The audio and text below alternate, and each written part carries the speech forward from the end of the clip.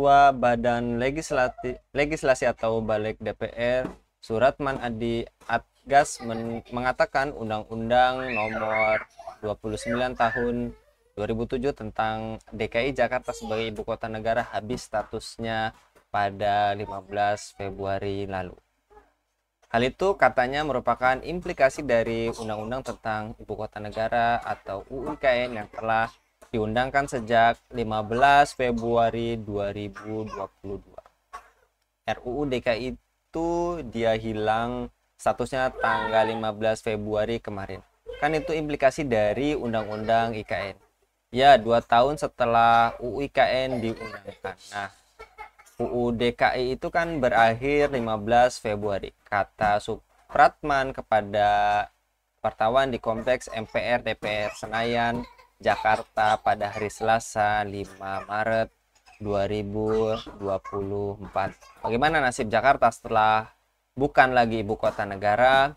Apakah masalah Jakarta akan dapat teratasi? Dan apakah pemindahan ibu kota angin segar bagi perbaikan ekonomi Indonesia? Untuk membahasnya kami terhubung dengan Bung Hatta dari Pusat Analisis Kebijakan Strategis atau PAKTA. Kita sapa terlebih dahulu. Assalamualaikum warahmatullahi wabarakatuh, Bung Hatta.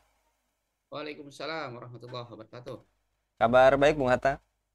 Alhamdulillah sehat. Alhamdulillah, dan kami juga patut mengucapkan selamat Ramadan gitu ya, Bung Hatta, bagi sebagian kaum muslim karena mayoritas kita akan melaksanakan ibadah saum Ramadan di tahun 1445 Hijriah ya, Bung Hatta. Ya, Dan betul sekali. terkait lagi-lagi kabar mengejutkan datang dari IKN tentang DKI Jakarta. Pasalnya status DKI sebagai ibu kota habis pada 15 Februari lalu, ibu kota negara maksudnya, ibu kota. Bagaimana nasib Jakarta setelah bukan lagi menjadi ibu kota negara? Lalu bagaimana nasib ibu kota yang ada saat ini atau IKN ini, Bung? Ya, baik. Terima kasih. Bismillahirrahmanirrahim. Assalamualaikum warahmatullahi wabarakatuh. Alhamdulillahirabbil alamin. Wassalatu wassalamu ala asrofil anbiya'i wal mursalin wa imamil muttaqin wa ala alihi wa sahbihi wa man da'a bida'watih wa tazama bi tariqatih wa tarassama huquhu wa ja'ala al-aqidata islamiyata asasan li fiqratih wal ahkam asy-syar'iyyata miqyasan li'amalih wa masdaran ihtam. Ya, terima kasih.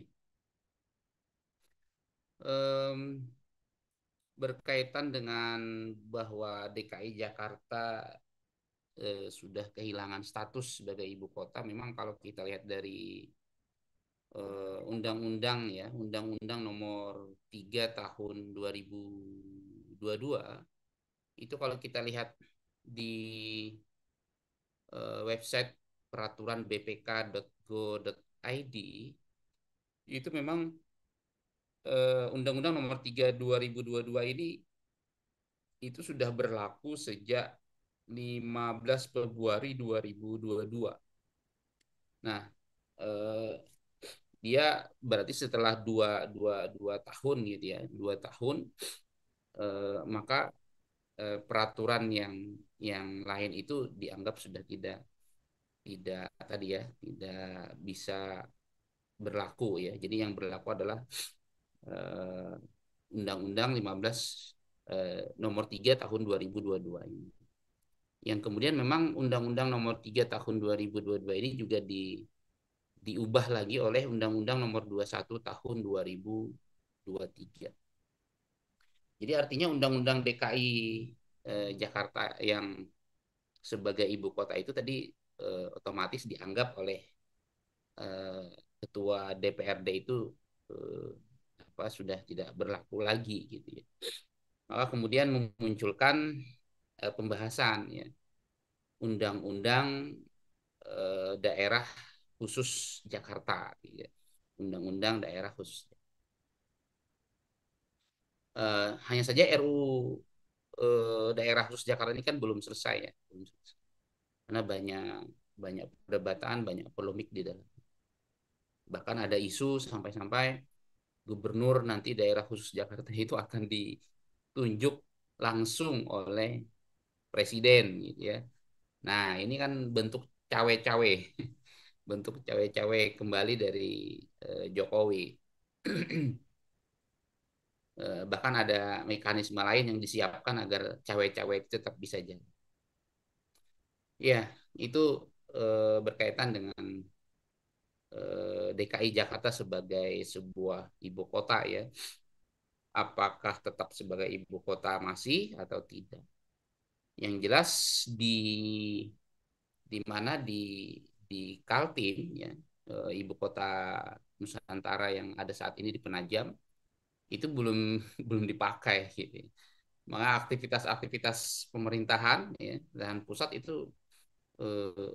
semua masih di DKI Jakarta. Baik, eh, eh, apapun statusnya gitu ya, apapun statusnya, maka yang penting adalah eh, bagaimana kemudian eh, efek positif gitu ya, efek positif dari eh, DKI atau ibu kota Jakarta yang baru gitu ya.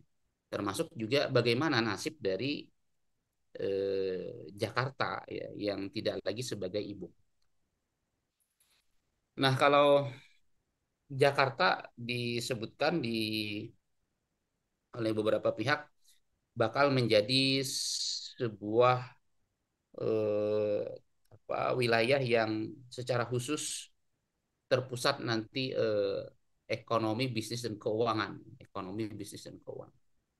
Jadi akan dihususkan untuk itu. Jadi tidak lagi sebagai ibu kota. Jadi pusat pusat pusat bisnis lah ya, pusat. Em, Adapun nanti ke pemerintahannya ya itu akan akan ada di ibu kota Nusantara. Nah, apakah kemudian Jakarta dengan pusat ekonomi bisnis khusus itu akan menjadi lebih baik? Nah, itu tentu kembali kepada komponen pembentuk ya, komponen pembentuk sebuah ekonomi gitu ya. Eh, Dia tidak hanya membutuhkan sebuah yang namanya tempat gitu ya, tapi juga membutuhkan sebuah aturan main ya dalam konteks ekonomi yang akan target ekonomi yang akan dikejar gitu ya. Jadi sekali lagi wilayah ya DKI Jakarta, Penajam Pasar Utara di Kalimantan Timur ya itu adalah sebuah tempat ya sebuah tempat. Nah, bicara ekonomi itu tidak hanya bicara sebuah tempat ya. Bicara pasar tidak usah jauh-jauh kita bicara tentang ibu kota. Pasar misalnya. Pasarnya itu mau ada di mana, di mana, di mana itu kan sebuah tempat pasar.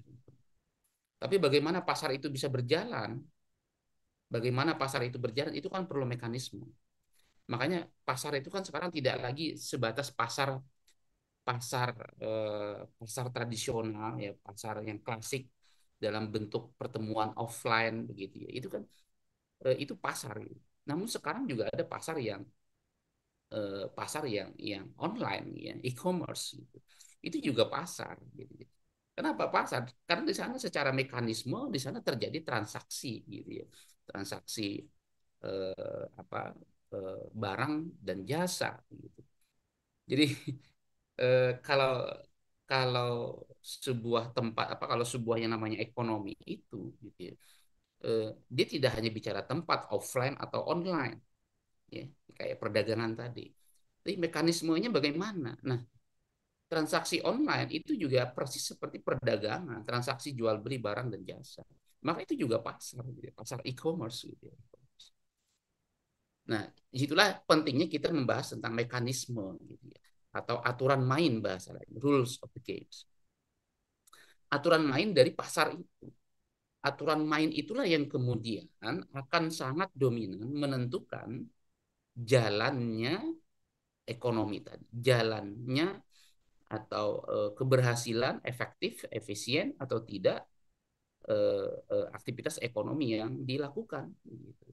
Jadi tidak cukup hanya sebatas oh pasarnya canggih e-commerce gitu ya, eh, apa dibekali oleh peralatan IT yang sangat-sangat canggih. Gitu. Tetapi kemudian aturan mainnya tidak fair, aturan mainnya tidak adil, maka orang juga akan menolak. Jadi tidak hanya offline ya, begitu pula online harus ada mekanisme yang menjamin keadilan, menjamin keterbukaan dalam transaksi, transparansi. Nah, begitulah dalam dalam hal yang namanya ibu kota gitu, atau mengatur sebuah kota. Sebuah kota itu tidak hanya melulu bicara tentang wilayah, tetapi juga di sana ada namanya aturan main bagaimana kemudian sebuah wilayah tadi itu ekonominya diatur, kemudian memberikan keadilan, kesejahteraan bagi semua pihak. Nah, disinilah kita harus menajamkan, harus menambahkan pembahasan yang namanya apa tadi aturan main, rules of the games. Kira-kira begitu, Mas Anggi. Baik, Bung Hatta, dan tadi yang juga Anda paparkan terkait ibu kota yang baru atau IKN ini belum aktif, dan apakah ini artinya pemindahan ibu kota negara dari Jakarta ke Kalimantan ini akan membawa masalah, maksudnya masalah di Jakarta itu terselesaikan, Bung Hatta? Iya, selama ini memang pemerintah mengatakan salah satu motivasi bahwa DKI Jakarta ibu kota itu bergeser atau dipindah ke Kalimantan Timur itu salah satunya adalah karena DKI Jakarta itu sudah terlalu terlalu berat menanggung beban sebagai sebuah ibu kota. Terlalu banyak polusi, ya, jumlah penduduk yang sangat padat, ya, sangat padat, eh, macet dan seterusnya. Gitu ya. Maka kemudian eh, supaya itu tidak terjadi digeserlah katanya, digeserlah ke eh, ibu kota digeser ke Kaltim. Nah, namun perlu kita ketahui eh, apa persoalan-persoalan DKI Jakarta itu tidak tidak dalam artian tidak terjadi ya, tidak terjadi hanya karena faktor sebatas karena eksistensi DKI Jakartanya atau maksud saya ibu kotanya gitu ya. Melainkan keberadaan ibu kota tadi itulah yang kemudian eh, apa eh, eh, mendorong ekonomi yang ada di wilayah tersebut. Ketika ibu kota tadi itu mendorong ekonomi dengan cara yang tidak berkeadilan, mendorong ekonomi dengan cara yang tidak berkelanjutan, maka hampir bisa dipastikan sebuah wilayah itu akan akan rusak, gitu ya. Akan banyak dampak negatifnya, gitu ya. Tadi polusi ya, dan seterusnya. Jadi sekali lagi ini bicara tentang apa bagaimana ekonomi yang didorong oleh ibu kota tadi. Jadi DKI Jakarta yang selama ini banyak polusi itu adalah karena memang cara yang dilakukan atau metode yang dilakukan oleh ibu kota yang sebelumnya dalam mendorong ekonomi DKI Jakarta itu dengan cara yang tidak adil, dengan cara yang tidak berkelanjutan, tidak mempertimbangkan lingkungan, ya, dan seterusnya. Nah, jadi kalau kemudian cara yang sama, metode yang sama kemudian dipakai di Kalimantan Timur, meskipun wilayahnya baru, maka itu bukan bukan hal yang hampir bisa dipastikan gitu ya. Hampir bisa dipastikan Kalimantan Timur ya terutama di daerah Penajam Pasir Utara itu akan menjadi daerah yang juga akan menjadi daerah yang polutif. Itu hanya bicara waktu ya, hanya bicara waktu. Akan menjadi macet gitu ya, akan menjadi macet. Kami di kami di Balikpapan ya, kami di Balikpapan saat ini saja tuh IKN belum baru proses pembangunan itu Balikpapan sebagai kota penyangga dari IKN itu udah semakin macet, sudah semakin macet. Nah, belum belum yang lain, gitu ya, belum hal yang. Terus kemudian juga eh, berkaitan dengan bagaimana mendorong ekonomi. Katanya ingin membangun ekonomi lokal, membangun ekonomi kawasan Indonesia Timur. Yang kami lihat dalam beberapa aspek yang kami lihat justru ternyata justru menggerus lokal, bukan membangun lokal. Misalnya keberadaan keberadaan kampus-kampus ternama di Jawa yang kemudian masuk ke Kalimantan Timur itu justru kemudian menggerus kampus-kampus yang ada di lokal. Nah, ini jadi yang tadinya katanya ingin membangun lokal, ternyata menggerus lokal. Nah, bagaimana caranya supaya tidak menggerus lokal? Ini kan bicara tentang aturan main. Aturan main bagaimana kemudian ekonomi itu didorong oleh sebuah ibu kota. Jadi kalau kemudian ibu kota ini perpindahan ibu kota itu dianggap kemudian akan memberikan impact yang positif, kami kira itu belum cukup gitu. Belum cukup apa? Belum cukup apa komponennya gitu. Kalau ibarat handphone gitu ya, handphone itu eh, apa? Karena handphonenya kacanya, layarnya sudah usang gitu ya, sudah begitu gelap, terang gitu ya, jadi diganti aja layarnya gitu. Tetapi isinya, software, hardware-nya masih sama. Nggak akan nendang HP-nya. Kira-kira begitu. Kira begitu. Jadi eh, apa yang kami lihat IKN di Nusantara yang ada di Kalimantan Timur itu masih membawa konsep ekonomi yang sama sebagaimana halnya waktu di DKI Jakarta. Kalau kita ingin kalau kita ingin lebih tajamkan konsep APBN, konsep fiskal, konsep moneter yang dipakai itu masih sebagaimana apa yang ada di DKI Jakarta. Kami yakin seyakin yakinnya gitu ya, yakin seyakin yakinnya. Persoalan harga beras sekarang misalnya gitu ya, itu akan terulang tuh setelah nanti IKN Nusantara itu diresmikan gitu ya. Ini terulang. Kami yakin seyakin. Kenapa?